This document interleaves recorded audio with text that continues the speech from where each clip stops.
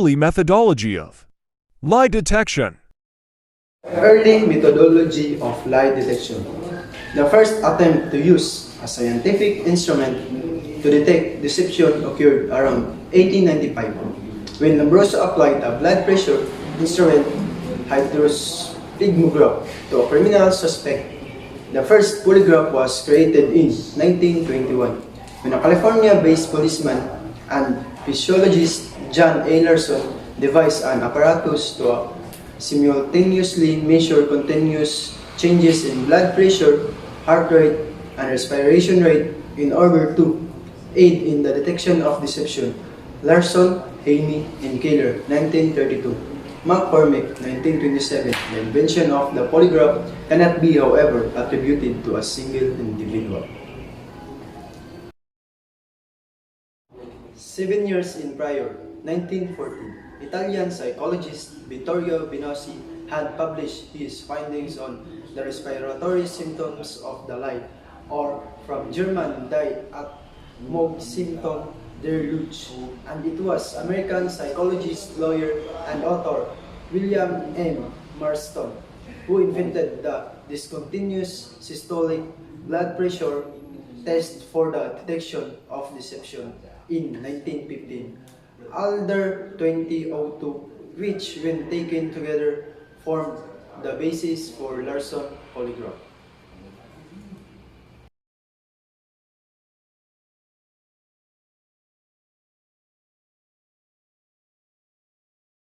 Since time immemorial, lying has been a part of everyday life. For this reason, it has become a subject of interest in several disciplines, including psychology. The purpose of this article is to provide a general overview of the literature and thinking to date about the evolution of lie detection techniques. After phrenology in 1881, the first modern lie detection device called Lombroso's glove was created by Italian criminologist, physician, and anthropologist Cesare Lombroso. He attempted to measure changes in the accused person's blood pressure which were recorded on the graph or chart. Lie detection commonly involves the polygraph and is used to test both styles of deception, and it detects autonomic reactions such as microexpression, breathing rate, skin conductivity, and heart rate.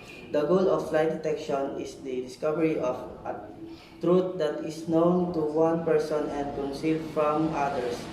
Psychophysiological lie detection or polygraphy is based on the theory that lying produces particular emotions which produce corresponding measurable physiological responses. According to Di Paolo et al., 2003, social psychology defines deception as a communicator's deliberate attempt to foster a belief or understanding in other which recipient considered to be untrue. Similarly, dictionaries use these very features to define lying and deception. For example, according to Oxford Dictionary of English or Stevenson and Swan's 2010, deception is a statement that deviates from or prevents the truth. Is a pervasive and some would argue a necessary phenomenon in human communication, yet its very action stirs and moral indignation and range. In 1921, John Larson developed a machine that was capable of recording psychological responses to questioning during an entire examination period. The polygraph instrument and techniques have improved substantially in the past 60 years. Their effectiveness depends on training in interview techniques and a knowledge of psychology and psychosociology. Association was also being used to detect deception under the assumption that a guilty person will attempt to avoid replying with words that may associate it with a crime.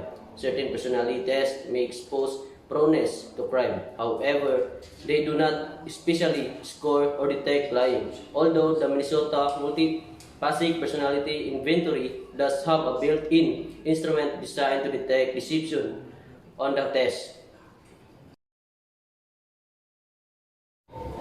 Interviewers skilled in observing physical, emotional, and mental manifestation of the person being questioned can pick up many clues in these areas that a person is lying. None of the proponents of the various techniques for detecting deception claim 100% accuracy. All of the methods must still rely on the human judgment and integrity, thus remaining vulnerable to human fallibility. 17 footnotes and 17 bibliological graphic entries are provided. First came into significant contact with the legal system in 1923, when Marston attempted to have the results of a polygraph test admitted as evidence.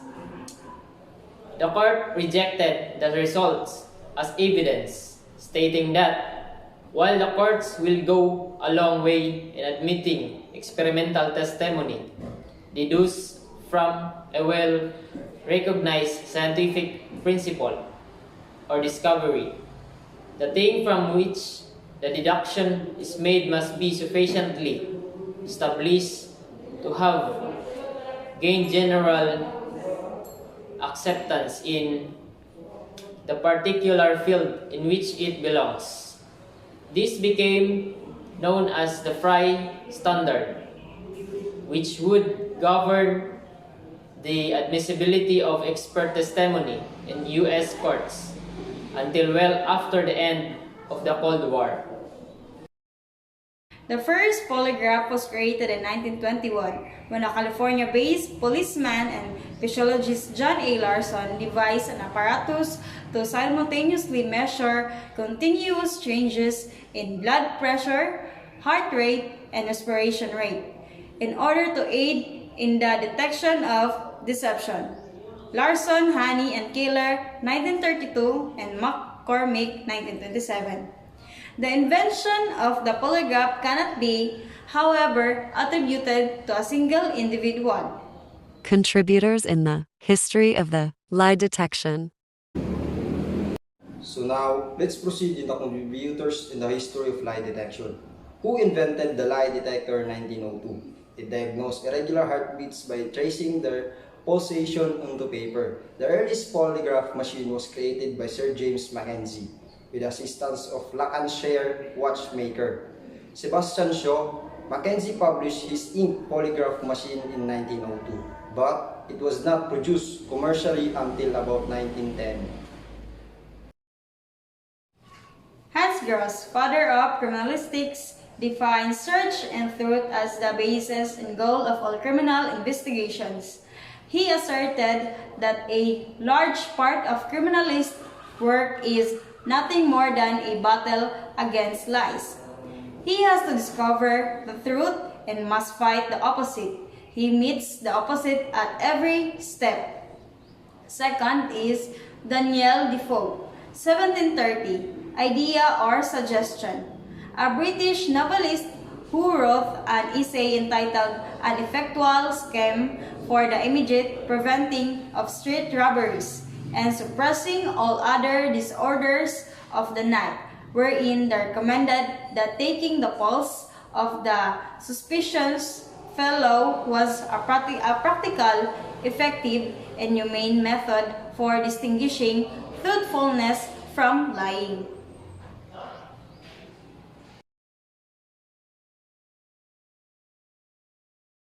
Jacques d'Arsenal, 1851, galvanometer component. A French scientist who declared that electricity is generated by the body. This was known as external friction. He asserted that those sweat glands in the body at times discharge them. Christian Hans Tolting, 1886, product and accessories. Founded that Stolting Company, which became a leading product supplier on physiological and psychological and physiological measurement. Angelo Mosso, 1878, invention, used an instrument called the seismograph. In his research on emotion and fear on subjects undergoing questioning, and he studied the effects of these variables on their cardiovascular and respiratory activity. He studied blood circulation and breathing patterns, and how does this change under certain stimuli. Charles Sampson Ferry, 1888, galvanograph component, discovered the electrodermal response is caused by an increase in the action of the heart and vital energy converted with human emotions. He asserted the human body has the ability to generate, store, discharge high voltage of static electricity. Sir James Mackenzie, 1892, cardio component, an English heart specialist who constructed the clinical polygraph, an instrument to be used for medical examinations, with the capability to simultaneously record undulated line tracings of the vascular pulses, radial, venous, and arterial, by way of a stylus onto a revolving drum of smoke paper. Cesar Lombroso, 1895, cardio component, employed the first scientific instrument to detect deception. He modified an existing instrument called hydrospigmograph and used this modified device in his experiments to measure the physiological changes that occurred in a crime suspect's blood pressure and pulse rate during a police interrogation. 1907, galvanograph component was the first to use the term cyclobanic reflex, an idea that the electrical phenomenon was due to the activity of the sweat glands. Hugo Mendelberg's 1908 innovation. He proposed and advocated that lie test is based on lie detectors should be admissible evidence in a court. Vittorio Venusi, 1941, phonograph component, successfully detected deception with a phonograph, an instrument that graphically measures and examines inhalation and exhalation, and demonstrated that changes in breathing patterns accompany deception. William Marston, 1950, cardiograph component. Contribution to the science of detection of deception is more method than instrumentation. He believed that verbal deception could be detected by changes in the systolic blood pressure. Harold Burt, 1918, cardio component, determined that respiratory changes were indicative of deception. He found out that changes in systolic blood pressure were greater value in determining deception than changes in respiration. John A. Larson, 1912, invention, developed Larson polygraph, an instrument capable of continuously recording blood pressure, pulse, and respiration.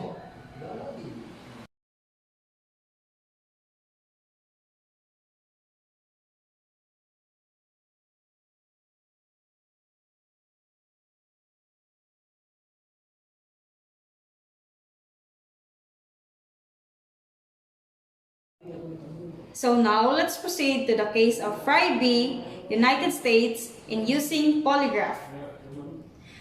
In 1923, in Fry B, United States, the District of Columbia Court rejected the scientific validity of the lie detector or the polygraph because the technology did not have significant general acceptance at that time.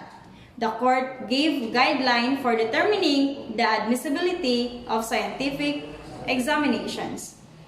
Just when a scientific principle or discovery crosses the line between the experimental and demonstrable stages is difficult to define.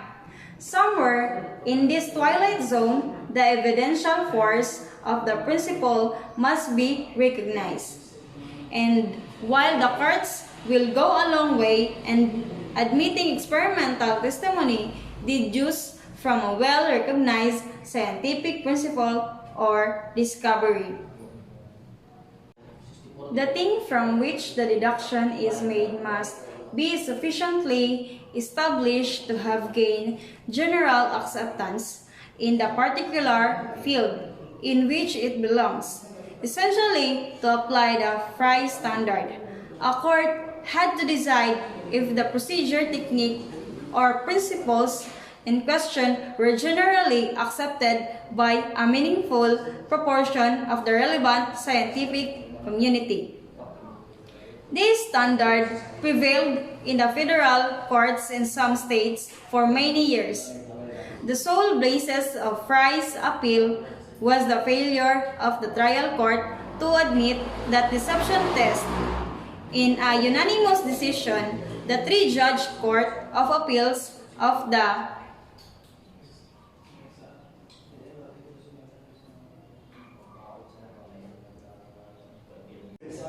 District of Columbia ruled for the United States in a short opinion that became one of the most notorious opinions written by a federal appeals court. Brief fact summary: Mr. Frye, or the appellant, was convicted of second-degree murder. After the lower court disallowed appellant from introducing testimonial evidence relating to the results of a deception test appellant had taken following the crime. Appellant appeals his conviction here.